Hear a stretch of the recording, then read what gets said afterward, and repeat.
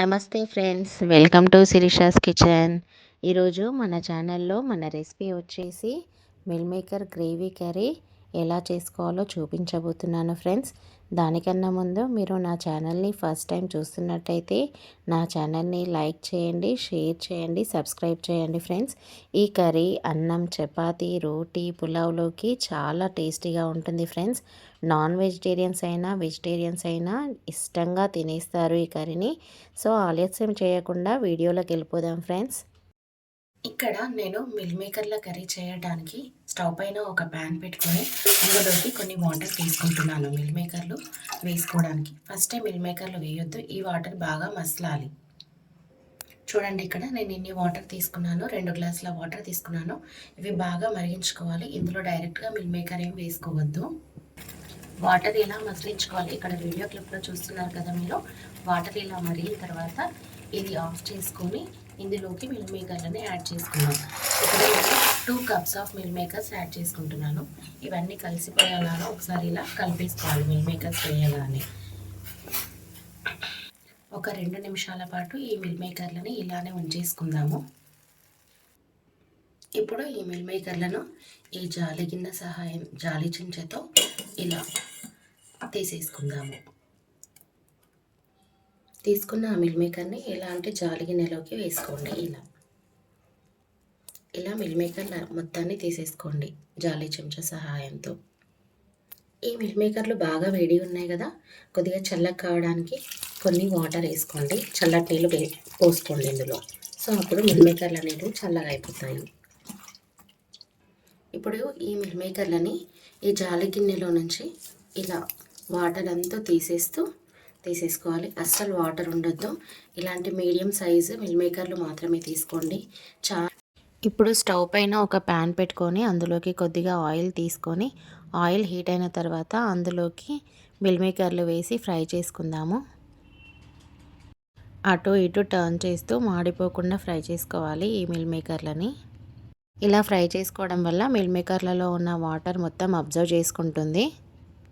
ఇదిగో చూడండి, ఇక్కడ వీడియో క్లిప్లో చూస్తున్నారు కదా, అటు ఇటు టర్న్ చేస్తూ అన్నీ ఫ్రై అయ్యేలాగా ఫ్రై చేసుకోండి. ఇప్పుడు ఈ మిల్ మేకర్లు మొత్తం ఫ్రై అయిపోయాయి. ఇంకా ఇవి వేరే బౌల్లోకి ట్రాన్స్ఫర్ చేసుకుందాము.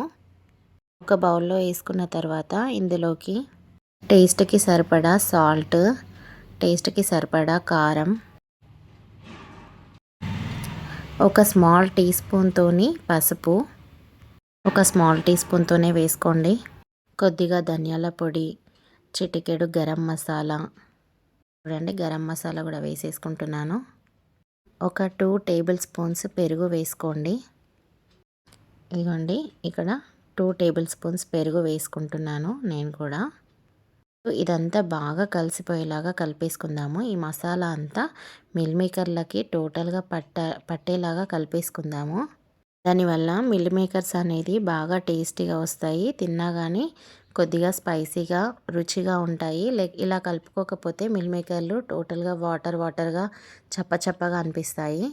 అండి ఇలా కలిపేసుకున్నాను నేను. ఇంకా నెక్స్ట్ ఇంకొక మిక్సీ జార్ తీసుకొని అందులోకి మనం ఫ్రై చేసుకున్న టమాటాలు, ఆనియన్స్ వేసి మిక్సీ పట్టేసుకుందాము. 1 ఇంచు అల్లం ముక్క, ఒక 4-5 వెల్లుల్లి కూడా పొట్టు తీసుకొని ఇందులోనే వేసి మిక్సీ పట్టేసుకోవాలి. మీకు ఇష్టమైతే కాజు కూడా వేసుకోవచ్చు, కానీ ఇక్కడ నేను వేసుకోవట్లేదు. ఓన్లీ అల్లం వెల్లుల్లి మాత్రమే వేసుకుంటున్నాను. ఇదిగో చూడండి, ఇంత వేసుకుంటున్నాను అల్లం వెల్లుల్లి. ఈ పచ్చి అల్లం వెల్లుల్లి కర్రీస్లలో వేసుకోవడం వల్ల కర్రీ ఇంకా బాగా టేస్టీగా అవుతుంది. చూడండి, నేను మిక్సీ పట్టేసుకున్నాను. మిక్సీ పట్టుకున్న తర్వాత కన్సిస్టెన్సీ అనేది ఇలా ఉండాలి, థిక్గా. నెక్స్ట్ స్టవ్ పైన ఒక ప్యాన్ పెట్టేసుకుంటున్నాను. ప్యాన్ హీట్ అయిన తర్వాత అందులోకి ఒక 2 టేబుల్ స్పూన్స్ వరకు ఆయిల్ యాడ్ చేసుకుంటాను. ఒక 2 వేసుకోండి, సరిపోతుంది.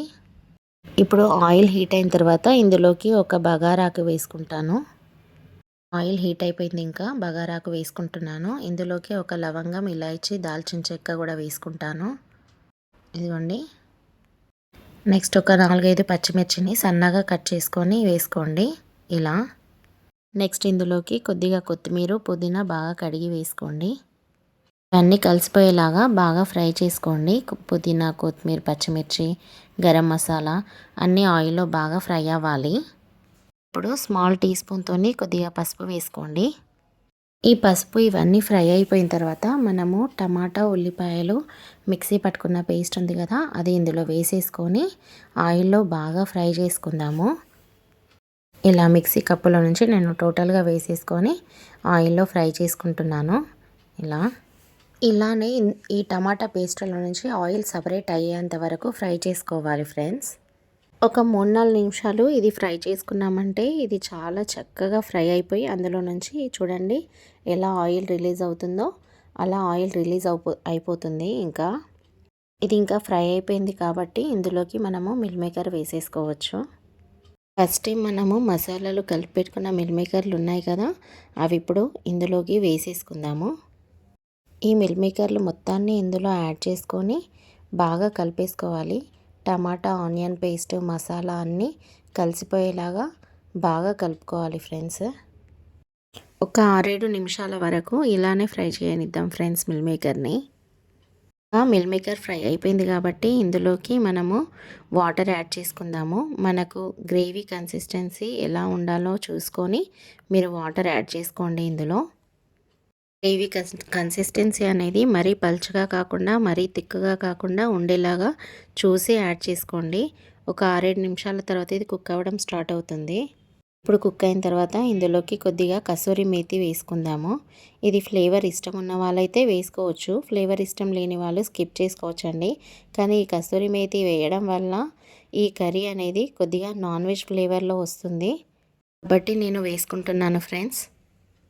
చూడండి మనకు ఈ టైంలో గ్రేవీ అనేది మరీ చిక్కగా లేదు, మరీ పలసగా లేదు. ఇది ఉడికాక ఇంకా కొద్దిగా చిక్కబడుతుంది కాబట్టి ఈ గ్రేవీని ఇలానే తయారు చేసుకోండి.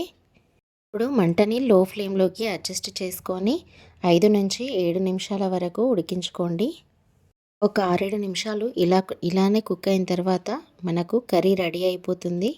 చూడండి మీరు కూడా వీడియోలో కనిపిస్తుంది మీకు ఆయిల్ అనేది రిలీజ్ అయ్యి కర్రీ మొత్తం కుక్ అయిపోయింది ఫ్రెండ్స్. ఈ కర్రీ మనకు సేమ్ రెస్టారెంట్ స్టైల్లోనే ఉంటుంది friends.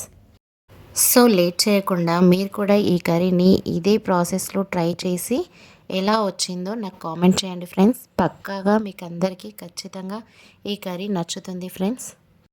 Okay friends, thank you for watching my video.